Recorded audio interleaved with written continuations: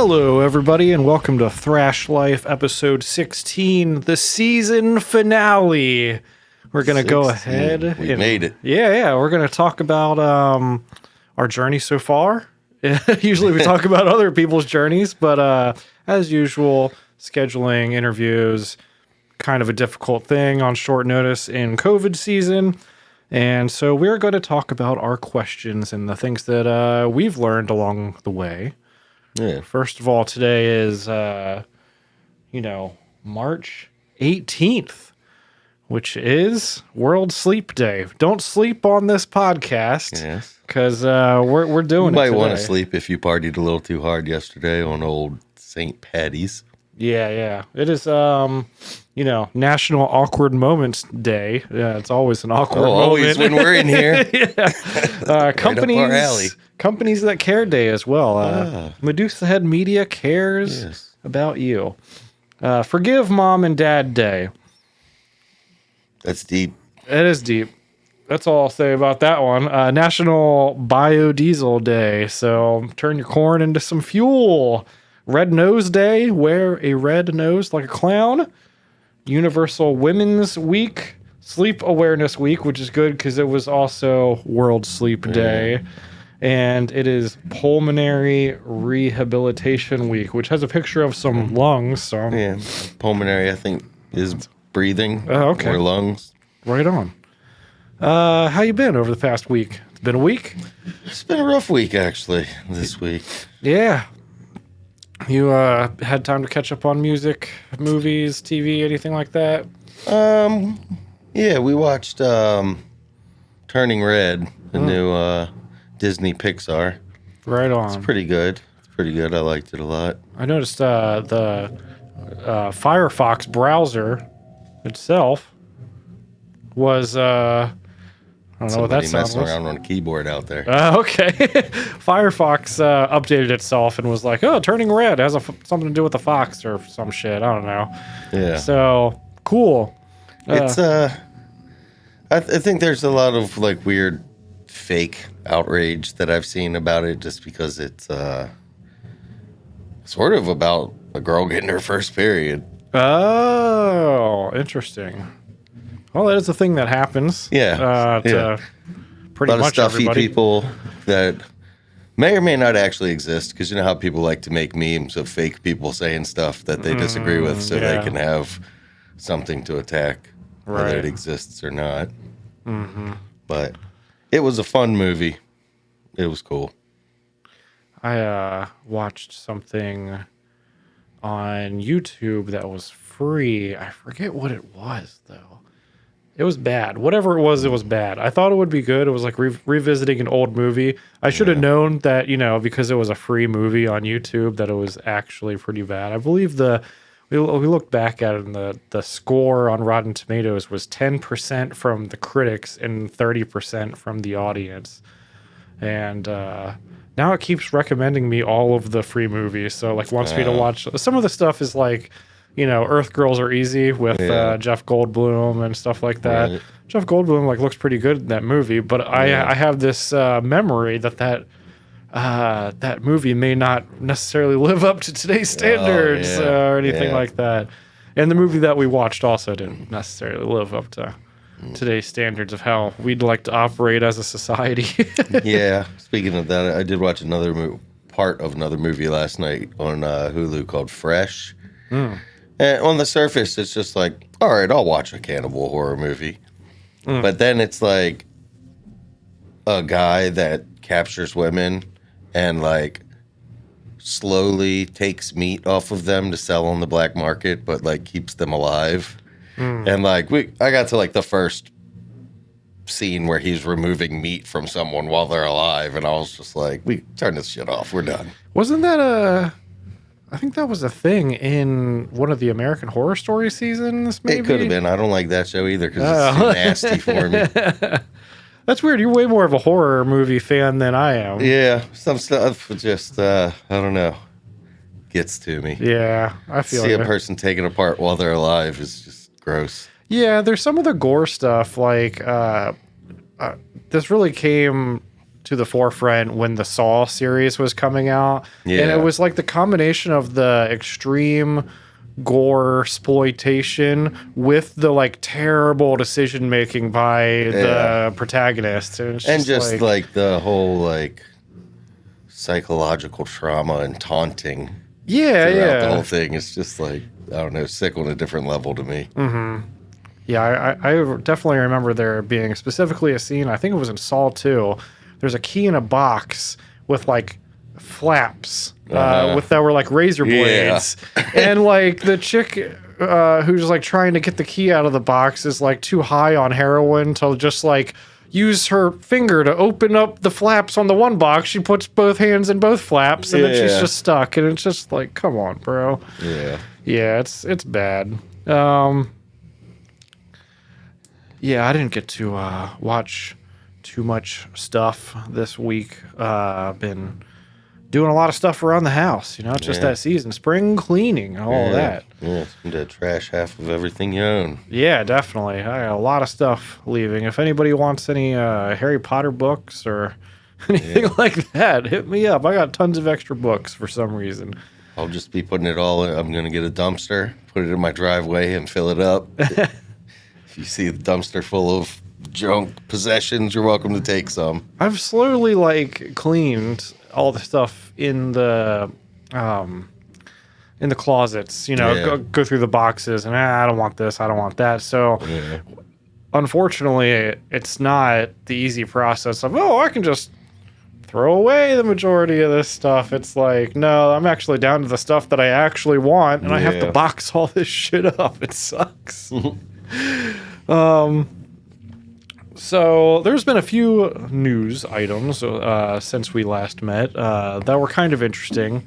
One short little bit is that Corey Taylor called Kanye West a fucking moron, apparently, for releasing his album on the stem player. And I believe Billboard also prevented Kanye West from having a charting position because the music wasn't readily available. Yeah. Well, he knew it's a dumb idea. He just does it anyways. Yeah. So if you're an editor and you're interested in putting like Price is Right sound effects in here, like bom bom bom bom, like hit us up, medusaheadmedia@gmail.com.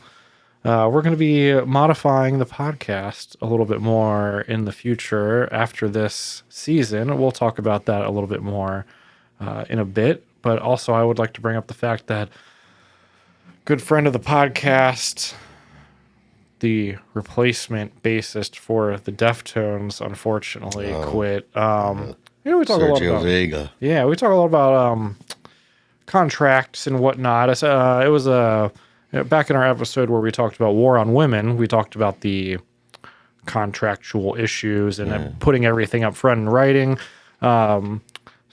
Sergio was pretty upfront that over time he wanted to be part of the band, and essentially Deftones were like, nobody will ever become part of the band again, or maybe not nobody ever, but not him. Yeah, they strung him along for 12 years. Yeah, he made some of the coolest new like Deftones sound albums, like Koi no Yokan. That was like a sweet, like really good album.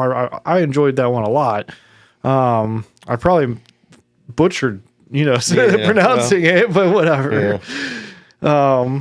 Unfortunate, he really breathed new life into a group of guys that essentially I think were probably content to not keep going without the late great Chi Chang. Yeah. I'm not sure what they plan on doing now since they're putting out pictures of them just as a four-piece. Like, I don't think Deftones can go without a bass player. Yeah, maybe. The early speculation was like maybe he doesn't get along with guitarist Stephen Carpenter, who famously believes the world is flat despite flying around the entire fucking thing to tour the world all the time. That wasn't the deal. He kept putting forth contracts that keep giving him a little bit more money each year, but he made his point known that he wanted to be a member of the band, and they seemed to be on board with it. over the course of many years, and his contract was up, and he said he wanted to, negotiate being part of the band, and they said, "We're like, deal with management." They were like, "Well, here's your contract," and it was just a copy of the exact same contract that had just expired. Yeah. I was like, "Well, we'll extend your lease essentially for the same price." And he was like, "No, I want to be part of the band." And they were like, "All right, we'll get back to you in 4 days." And then they didn't, and they just were like, So, I'm hoping that this will at least divert some of the people that were big fans of his to give some more attention to his other band, Quicksand. Yeah, I mean, he's definitely a good musician. Yeah. I'd love to see the stuff that he does in the future. Yeah. So, on to our main topic. It is episode 16, of course. We've had a great opportunity to interview a wide variety of musicians. Obviously, Naina Amaya, a belly dancer, Middle Eastern music, that sort of thing, to more ska, punk, acoustic act, solo acts, lots of metal, of course, and punk influence in our guests, because that's typically the people we know that they're most accessible to us and our audience, probably. I think we've put together a pretty good collection of perspectives, although next season it would be nice to diversify the demographics a little bit, and so reach out to us, we want to talk to everybody. Yeah, it was really unfortunate that at the point that we started the idea for the podcast, and we really just wanted to kick off on the ground and just get running with it, right? And we started up, and the Omicron variant appears, and it decimates all of our prospects for interviews, as well as gets us sick and other stuff. So we stumbled quite a bit, but I think we got some pretty good information from people, and to preface the whole thing that we're going to be talking about here, these questions are really just like a set of things that we as musicians don't get to talk to other musicians about. Like, when you're at a show, it's kind of a faux pas to maybe discuss issues of money in front of the promoter that you're working with, or you don't want to be I don't want to say that we talk a bunch of shit here, but I'd like a venue to be a little bit more honest about how people feel, or as honest as they feel like being in public. And you get to know people, but you never ask them some of these questions about their how they got here and why. And so we each have our own stories. We're going to put a little spin on these questions, and some of the ones we're going to talk about the intent of them, and which ones we probably are going to remove. Next season, we're going to come back with some new questions. We're not going to tell you those questions yet. You'll just have to check out the interviews to see what we ask people in the future. Right.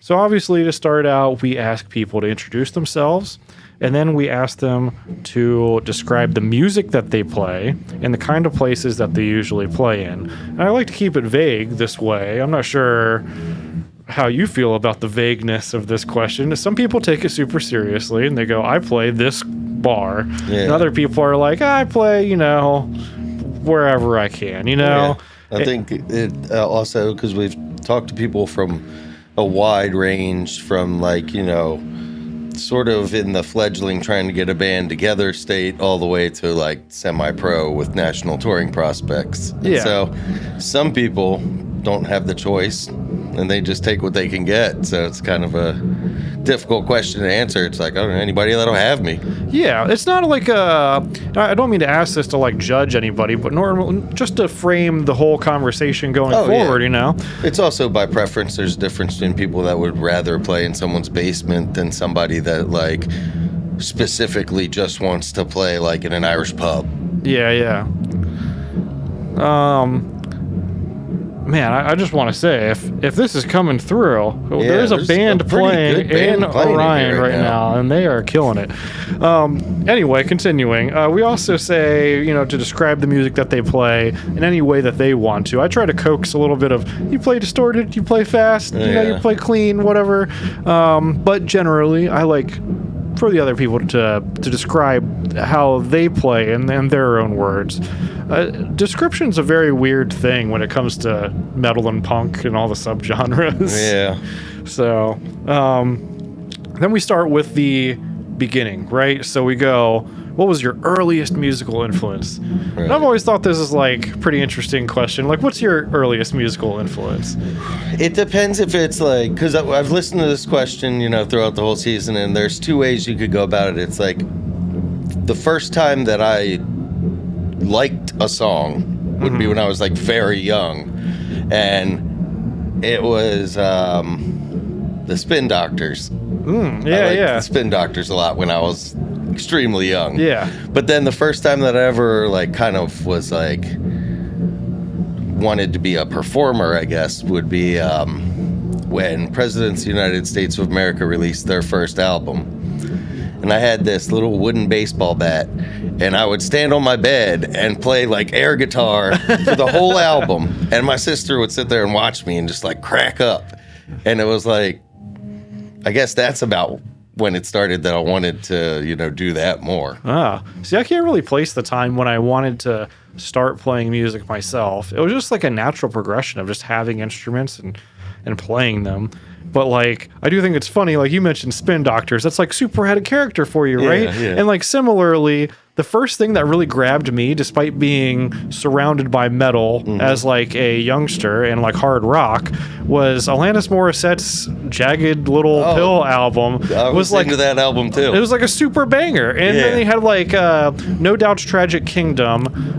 Those two I had on tape, and I would play on my Nickelodeon slime covered cassette tape player to sit in a beanbag chair in my bedroom and listen to. And then like the first like heavy thing, like, despite being surrounded by heavy music, Filter's Welcome to the Fold music video was on MTV, and I was like really captivated by it. It was like a big chrome cube, mirror cube thing, and it was like a hard rock song, but like, I don't know, something about my brain like woke up in that moment and was like, this is actually kind of cool. I don't know. Yeah, I guess music's a thing. The point that I really wanted to be in bands and play an instrument that wasn't just a baseball bat was more like, I don't know what year. I think it might have been like Ozfest 97 or something like that. There was a compilation CD, and Earth Crisis was on there.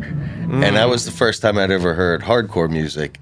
And at that point, I was listening to like nu metal and stuff like that. And I was like, what is this? It's all the screaming and none of the whiny stuff. I love this. And like, then me and my next door neighbor, who was my friend, figured out in his parents' garage, they had a large speaker system that worked and everything. And we discovered that we could plug an 1/8" like shitty corded microphone into it and play CDs and do like a karaoke thing. Oh, hell yeah. And so that's how I got started just trying to do vocals. Yeah, it was the whole process of like playing music with other people. I like I said, I don't remember. I remember like being 13 and seeing Iron Maiden for the first time. I didn't want to be any of the guys in Iron Maiden. I was like, wow, these guys are fucking amazing, but I didn't picture myself being there.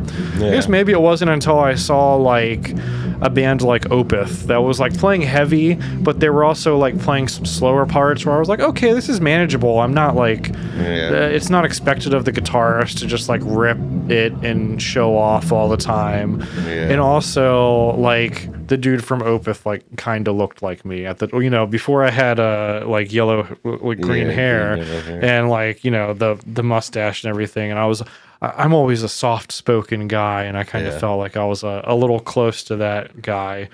I guess I could imagine myself being that person a lot easier because our mutual friend, Joey Edwards, was in bands in high school that were drawing people to come out and see them. And I was one of the people coming out to see it. And so it brought the reality of being in a band a lot closer to me because it's like, wow, this dude's my friend. He's doing it. Yeah. I played it with other people like we'd put a record, like a thrash metal record, on the turntable, and we'd have some little practice amps, and we'd like play along to the riffs that we could play, which is like 1 out of 3 of the riffs in a song. It would come up, and you'd be like, "Yeah, I can play along to it," and then it would be like the part that was too hard for you, and you wouldn't. And like, I mean, shit, I didn't really start playing music with other people until after I graduated with high school. Yeah, I never really played with other people either. And so we asked, what was the first time that somebody jammed with other musicians? I guess that's what we're getting to here. I think all this intro stuff is like pretty good meat and potatoes of like to frame all this stuff so far. A lot of people have, pretty good answers. There's actually a lot of similar stories too here of how like because it's funny, the way I was thinking about it for me is like there was a lot of us that had instruments and said we could play them. Yeah. But we couldn't really. And that's why we never really got together and played much. But then after a while, certain people actually do learn. And then they find each other. And then you get better and you find other people that are better. And it seems to be a pretty consistent theme with all the answers. Yeah. There's actually very few people that still play with the people that they started with. Yeah. I see a lot of that transition going on. We ask how has the experience, rather, not how many, how has the experience playing with other musicians changed over the years? And I like this question the most. It seems to bring out the most like introspection. You can kind of see if you look back on the episodes, you can see everybody crack a smile on their face just thinking about how far they've come. Like just back-to-back questions right here. And I like that. I like because everybody has a journey, and I love seeing people's journeys, and I love kind of making them like self-reflect for a second. It's nice. They deserve to take a minute and pat themselves on the back for sticking with this. Definitely. A lot of people have like big journeys, lots of bands, too many bands to list. Some people have small journeys, some people still playing very close to home, and I don't think that any one person is more valid than another. I mean, it's just good stuff, good quality of life or slice of life content. I like the variation on perspective that we got this year. Or this season. One thing that commonly comes up that I'll say I agree with totally is as you get older, the time and the money thing is just like... it becomes more of a sticking point every day almost. You see it like, especially like being in our 30s, the attrition rate on musicians. You just see them like drop off like... They're 1 year they're doing stuff and it's real cool and you're hanging out, and like especially with a pandemic climate where a lot of people haven't played for 2 years, who knows how many people will ultimately come back. I feel like it accelerated the process of bringing some people to the realization that maybe they just want to stay home and not work on this stuff, because it is at this point very much a shit or get off the pot prospect. There was a lot of gear sold for some really good prices through the pandemic too. I was a gear hawk. Talk about extravagant or lofty musical goals. Now, this is a question that I'm actually not too happy with, and this is probably the first question that I'm not super happy with. It's not because the people's answers are bad or anything. I just think that the question itself is kind of bad.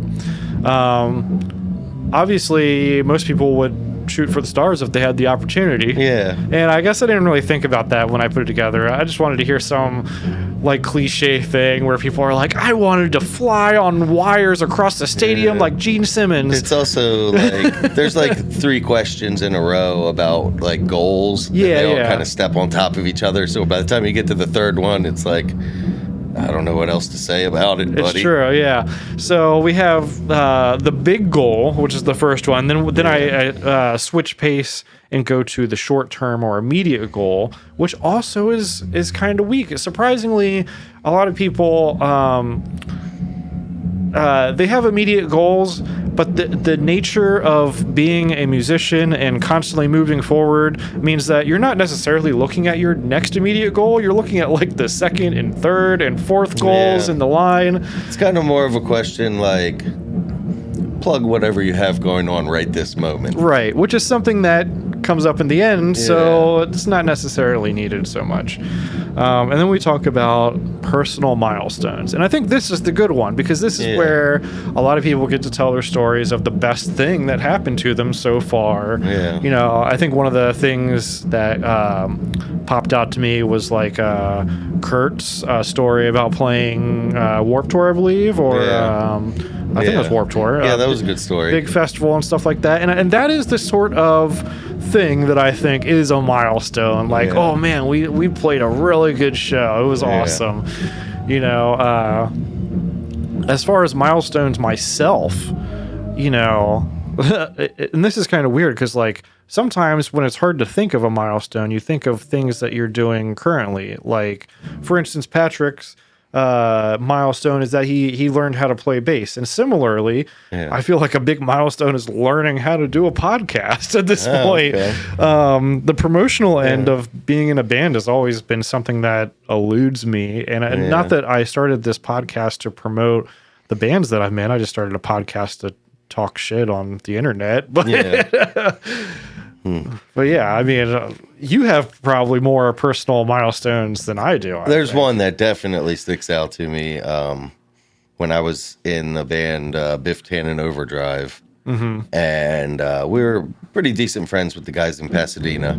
They totally threw us a bone. We didn't, you know, necessarily deserve to be on this show, but they threw us a bone, and we opened for them and a bunch of other like good local bands. Bond and Bentley was on there, which is also, you know, friends of ours. And so I got to play at the 8x10 in Baltimore to a completely sold out crowd.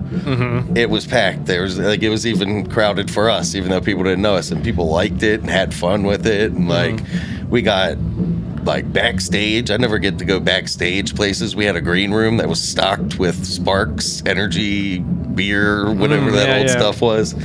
Whew, and that was bad news to drink that much Sparks. Oh, speaking of like the green rooms, definitely. Yeah, green room and just like actually like a crowd, because that actually doesn't happen very often for me. Yeah.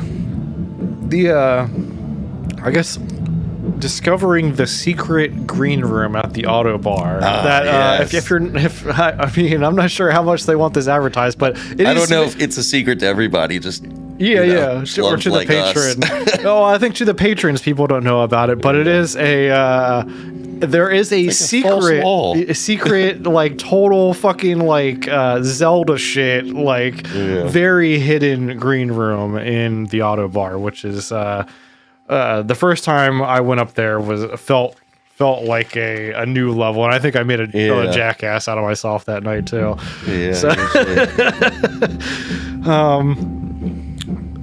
All right, so the next question that we ask is one that I don't think I got across most of the time. So it is it is written out as, when it comes to creating music and art, are there subjects that you just won't touch, lines that you won't cross, whether it be for genre, taboo, or controversy, etc. Now, last episode with Patrick, somehow I managed to get this string of words out of my mouth rearranged in a way that sounded coherent and like a good question, and it really threw me on whether or not we should ax this question, like not ask, but as in get rid of it. Ax. Well, I think it's a tough one to answer, because it's like nobody is going to write songs about things that don't go on inside their head. Right. And if there's something that goes on inside your head that you don't want to let the cat out of the bag on, you're not going to do it right here on our podcast. That's true. You know, so it's a tricky question to answer. It's weird. I feel like a lot of people almost take the question to be like, hey, are you a racist, or like, are you a shithead, like, or in some way, you know, do you have shitty opinions? Are you going to make people upset? And that's not what I'm asking. I think I do kind of want to know about the genres, like the genre boundary, as to where people will go or are willing to go. Obviously, I thought this question was initially interesting because a lot of people got pissed off at Lil Nas X for like doing country and like rap. And like at the same time, it opened up the door for a lot of country artists to start putting trap beats and digital drums in their legit fucking country songs, which blows my mind whenever I hear it. That horrible Applebee's song. Yeah, well, I kind of like that song, to be honest. Speaking, I mean, if you want to find reasons to hate us right here, I kind of like that song. Right. Fancy like Applebee's, I kind of wanted to know, what people thought the line was for them. And so I might take another look at this question and try to find a way to ask it better when it comes to things. So maybe you got one more season left in you for this question. Another thing about that question, it's hard to pose it to an individual person because a lot of these people are in several bands, and bands have their own personalities. So, like, just because I don't want to write stuff that's not fun for one band doesn't mean I might not one day start a band that's all about serious stuff that pisses me off. And then I wouldn't write fun stuff in that band. Yeah.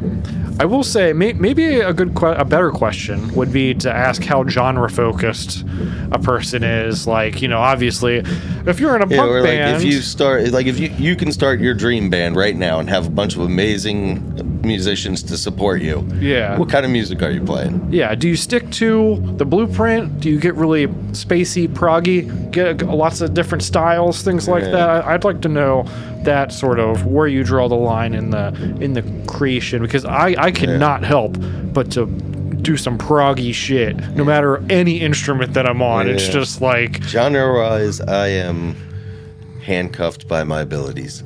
That's true. Luckily, playing new instruments has opened up a little bit of my brain space for how things are actually supposed to be played, hopping between the instruments. Anyway, that's beyond the point. Our next question that we ask people is, as a musician, what is your relationship with the term success in music, and do you feel successful? This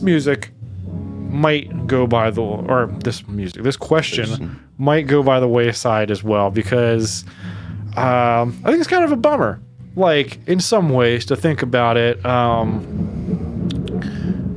we all strive to be successful. Honestly, I don't think there's any person on this podcast who's come in and been like, I don't want to be successful. I don't want to, but like success is either a personal thing or a perceived thing, like, depending on how you're viewing it. And it's just kind of like a duh sort of question. And then to ask a person, do you feel successful? Honestly, to all past and present guests, I'm sorry if that question rubbed you the wrong way. It is weird. I think the question came up from a common feeling of imposter syndrome and self-inadequacy that comes with playing music for a long time, playing shows that have very few people, and the common theme of people not showing up for your shows, having it being very hard to get people supporting your stuff. And I kind of wanted to get people's take on whether they felt successful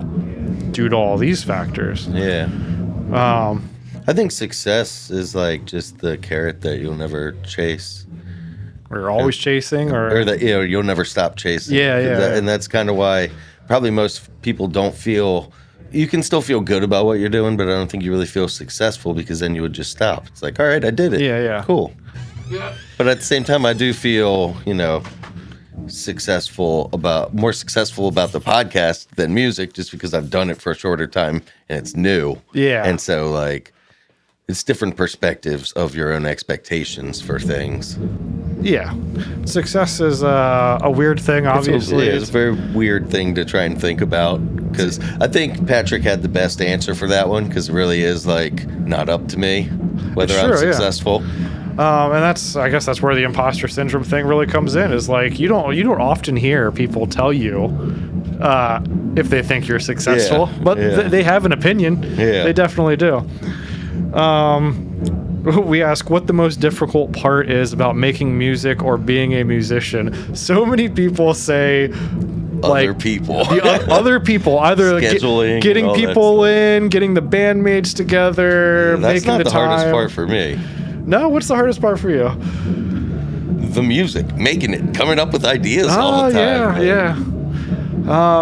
I guess I'm just not like one of those people that can just sit down and crank something out. Like, I pretty much have consistent writer's block all the time that I have to fight through. Yeah, the hardest part for me has been like focused practice. You know how many times you can come in and just practice the same fucking shit and it won't get you anywhere new because you're not doing anything. Yeah. You're not practicing with the focus of reaching the next frontier. Yeah. You're just practicing to do what you already do. Yeah. And finding time to do that is definitely hard. I don't personally mind too much. I have a different mindset when it comes to the people who say it's very difficult to get people out to shows. Obviously, it is very difficult to get people out to shows, but I don't hinge anything based on that. As I've gotten older, I put a lot less pressure on myself to be responsible for that. Yeah, I mean, I guess that sounds shitty as someone in a band, but it is kind of like all the time I've been playing music, if a lot of the bars and promoters we'd worked with had their own draw, I would have picked up some people along the way. Instead, the whole time it's just been like, get your friends out until your friends are fucking sick of you. Yeah, I see this phenomenon that I don't see talked about on here, and it's never come up on the podcast, where if you're a band starting out, you have a lot of friends who are not yet exhausted in supporting you. You have a lot of family who's not yet exhausted in supporting you. Some of these clubs that bank on you bringing out 20, 30 people in your local district are looking for those bands, whether or not they are good, to bring out the 20 or 30 heads to pay for the bar tab and to keep the lights on. And those people who haven't yet exhausted their friends over the course of 10 years of asking them to come to every fucking show, you know, they're going to have a slight advantage when it comes to that stuff. I think we should take a quick break here, though. April 2nd, we will be playing with our band Ralph at JB Love Drafts with Bastard Cross, Morbid Cross, and Electrocutioner. That is true, yeah. In Harrisburg, Pennsylvania. Yes. A free show. So please come out to that. And know that we're not depending on you to come out to make it be a good show. This is what I'm talking about with the whole thing. Yeah. You know, when the people, whether the people come in or not, my job is just to be there and be, you know, compensated for being an entertainer.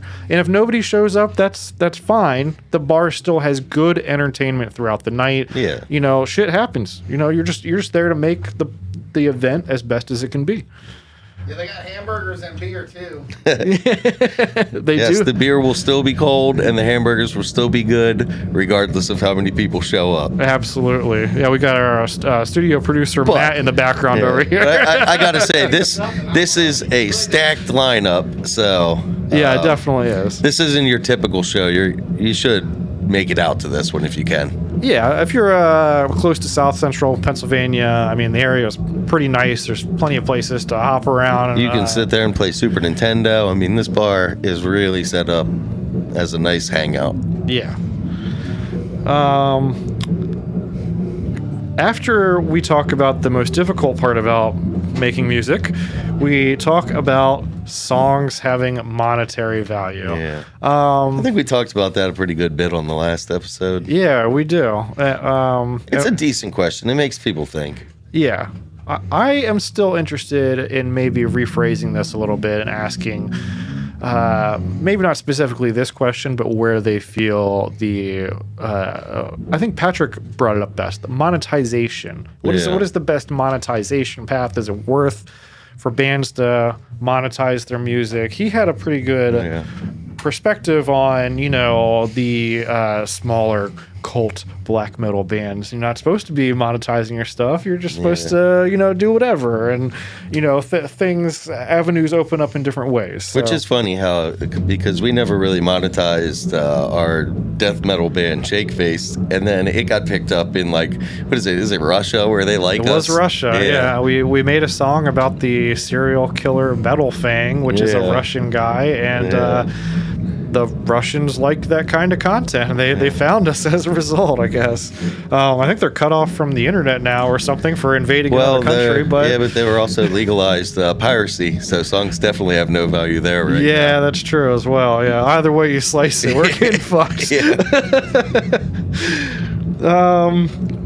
We talk about is being a musician a viable job.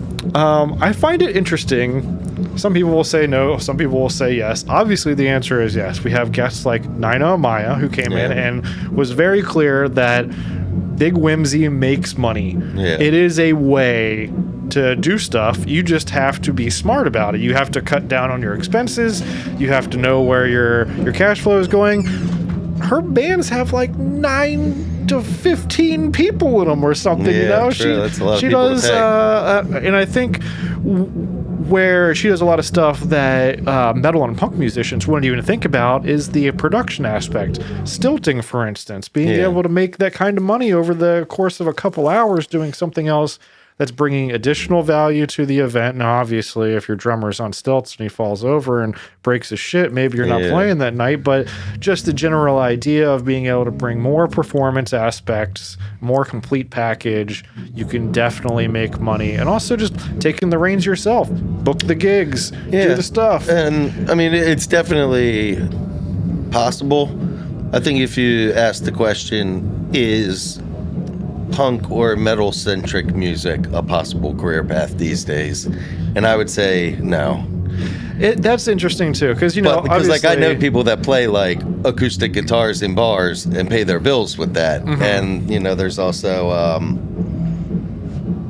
I forget. I feel like somebody else was making pretty good money that we'd talked to, but but the other thing is that like if you like Patrick was saying, if you're willing to just be able to learn a song, and you're not playing what you want to play, you're just going somewhere, you're paid to play these songs, that's a job. That's how it becomes a job. It's a lot less fun because jobs aren't fun. I still have the dream that there is a monetization avenue out there that can support a musician. Obviously, last episode we talked about the Bun trying to do it as a single musician. I mean, for me, if I could just not have to come out of pocket for the overhead of a band, that's all I need. I'll buy my own, guitars and equipment and stuff. Just need the studio space rent paid for. Maybe some strings and gas money, like stuff like that, if I could just pay for all of that stuff. I think it's possible. I think it requires thinking a lot more responsibly and a lot more outside of the box than a lot of other people do. And I think that, like Patrick said, you need a grind set. You need to be on top of your stuff, always moving forward. Everything has to lead to something better, have a purpose. But, you also you can't, like I said, you can't be limited in this stuff. You have to really think about how this is going to progress and it's just the question of how bad do you want it to be your job? Yeah. There's an avenue to make it your job, or is it that you want something you create to pay your bills? And that's almost sometimes a little bit of a selfish thing. Yeah. There was an article, I think within the past 5 years, where Devin Townsend of Devin Townsend Projects, Strapping Young Lad, dude has 15 albums under his belt, was talking about how much he makes as a musician. Now, he is paying his bills off of being a musician, but he said he only made $50,000 a year, which is not it's nothing to laugh at, but it's not an amazing living he's making there. Yeah. That's pretty much a middle of the road, middle class, single. It's your general construction laborer. Yeah. And as a result, I think it is possible. And you're going to have to think about money and monetization in a way similar to these guys who put in a lot of work and maybe a zig where they have zagged because they have not necessarily done a lot of things to make, Devin Townsend isn't the most marketable person out there. Yeah. We ask what people do to pay the bills.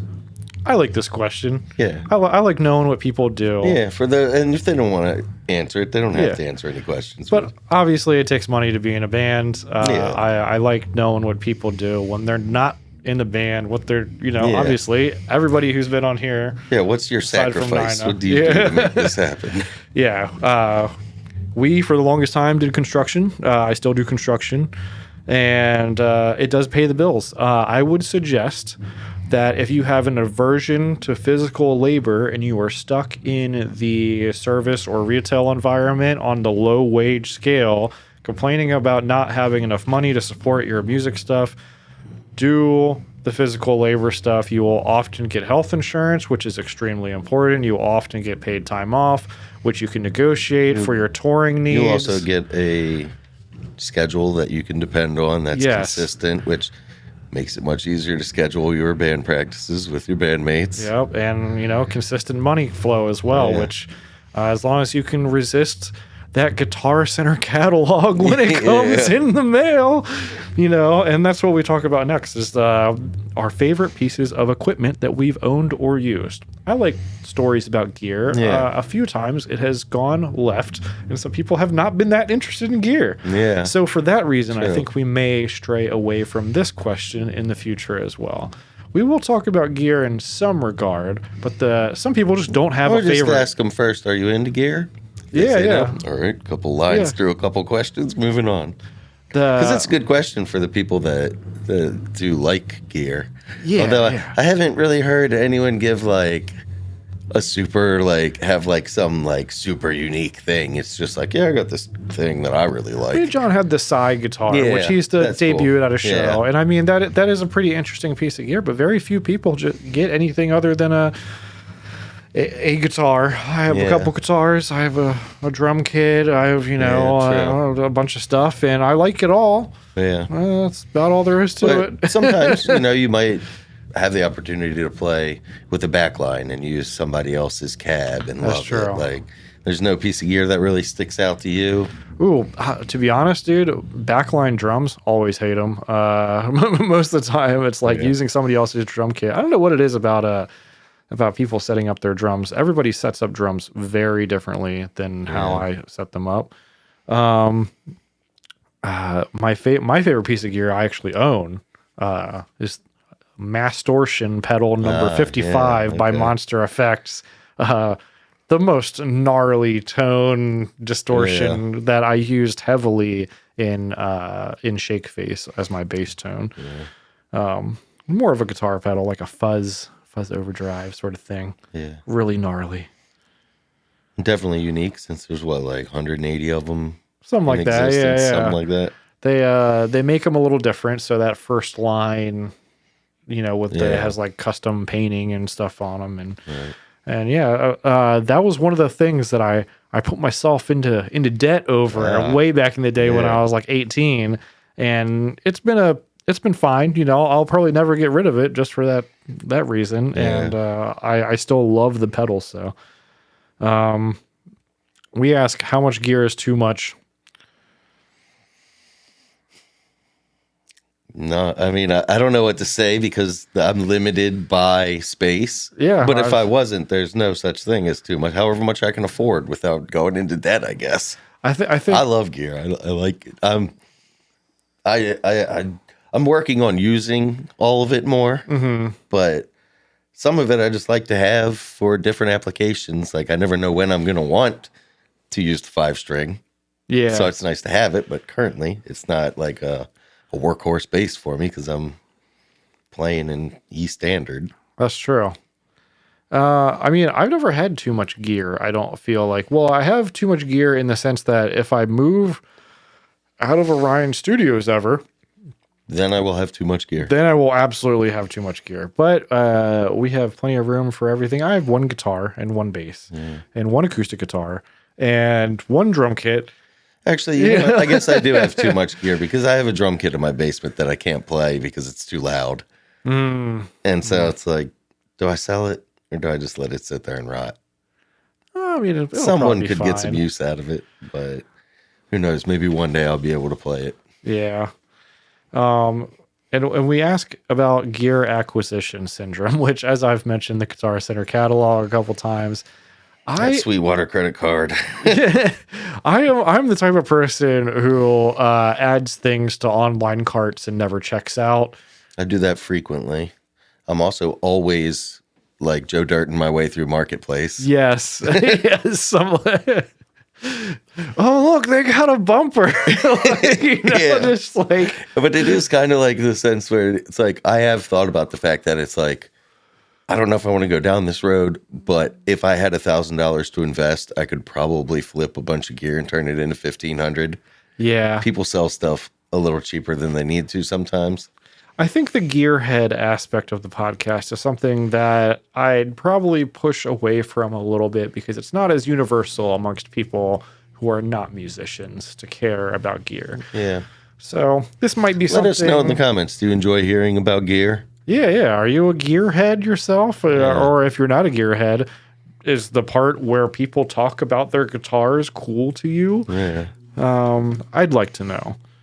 I am of the opinion that it's maybe not, but we have a couple weeks to decide what we're doing in the future. And we ask if we have any, or if they have any hobbies or passion projects outside of the music. Just to, It's like the work thing. I like that question. I like to know what makes people tick. How do you have fun? yeah. I think that people's outside stuff kind of bleeds into the music as well. So a lot of people. Plus, we heard a lot about wrestling because of this question. Yeah. So it's cool the similar like veins that come up in conversation. Dungeons and Dragons, Magic the Gathering, two big, fantasy games that have been brought up a lot. Yeah. There's a lot of fantasy motifs in punk and metal and stuff like that, and grindcore. And I like asking this because I've played these games and I like to know who plays them also. Yeah. And I want to hear somebody nerd out over their hobbies. That's pretty much where it comes from. So I will keep asking this question in the future. Yeah, I like that one. Overall, that's all the questions that we ask people. Then we ask them to give them the links and everything, which hopefully... Perhaps you've been listening all season and consistently wanting to know the answer to the same question. We just don't ask it.